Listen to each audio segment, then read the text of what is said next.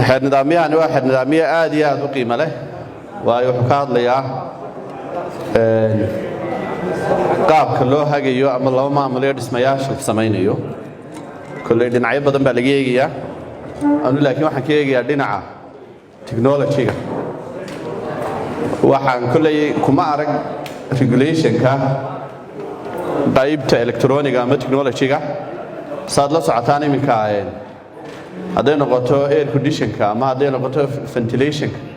أما electricity لفتي يستلم كواحد سمياه meelo central laga maamulo taalaftigeedu waana yeelato standard lagu maamulo waxa kale oo jira qalab badan oo elektrooniga way ka mid yihiin liftiyada iyo wixii la mid ah oo liftigeeda loo baahan yahay marka aad arkaysaa dhismo weyn oo hal liftiyo kaliya loo haduu dhexda istaagana qaabka qofka looga badbaadinayo aanay adkeyn marka inta lagu daro waan sheegi lahaa wax kale oo jiro dheer waxa la yiraahdaa smart building ama dhismaha smart ka isagu iswada ama waxa yiraahdaan building automation system oo isagu laftigooda in dhismaha dhan baa laga dhigo qaab electronic inuu isagu ismaamulo oo kale mustaqbalkiina soo gaari doona 5 sano 10 sano cidda doonta ba haato waxa baa imka labada xakamida in artificial intelligence uu guriga uu ku maamulo markaad soo socoto oo air condition ku sii shido oo ku qaboojiyo adigu aad waxaad gelisaan ay noqoto parameters yar oo kooban kuwaas waliina may soo gaarin laakiin mar haddaynu sameeyna sharci muddo dheer shaqeynaya kullee waxaan ka arkay documentary-go waxaan ka soo qaadanay wadamo fara badan marka baniyadana in lagu daro qaybta technology-ga ka hadlaya smart iyadoo loo baahan yahay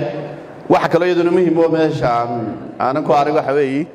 dhismayaasha qalabka wireless-ka ku badan iminka ama wifi ha noqoto ama ha noqoto qalabiyada kale ee xadhkaha laga baxsanayo maxaa iyagana standard ah dadku taawarada ka cawdaan taawarada wax ka cawdaana waa signal weeyi laakiin taawara yar yar baa guriga dhex yaalo ama hada router-kii ama magaska ahaado waxa wala wifi ku shaqeeyaaba isaga laftigiisu signal buu leeyahay qaybta ugu dambeeyeen ka aan ku dari lahaa waxa weeye markay noqoto xagga dabka electronic aad buu yahay sensitive markuu dab dhaco iyadoo qaybihi kale dabka aynu ka hadlayno sidee iyada laftigiisa standard loogu sameeyo dabka iyo electronic dhismayaasha oo laftigooda ku jira kama hadlayno qalbaynta iyo waxa lagu daray laakiin dhismaha laftigiisa qaybta kamid ah electronic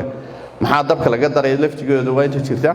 marka mudane wasiir waxaan qaybta technology-gu baad moodaa inaan xeer nidaamiyo haday noqoto waxa imika isticmaalnayo wax mustaqbalka soo socda labadaba inay waxaga u baahan tahay lagu daro ku sii dheeraan maayo waa hambaliyo wasaaraddan ku hambaliyeen inay hawl inta laga qabatay adduunkuna wuxuu kala socdaa waa standardist haddaan noloshaana yeelan standard qof le wuxuu doonu samayn siduu doonu dhigaya marka aad baad ugu mahadsantihiin shaqo loo baahnaa wahayd waad garab taagan. Assalaamu calaykum waraxmatullaahi wabarakaatuh.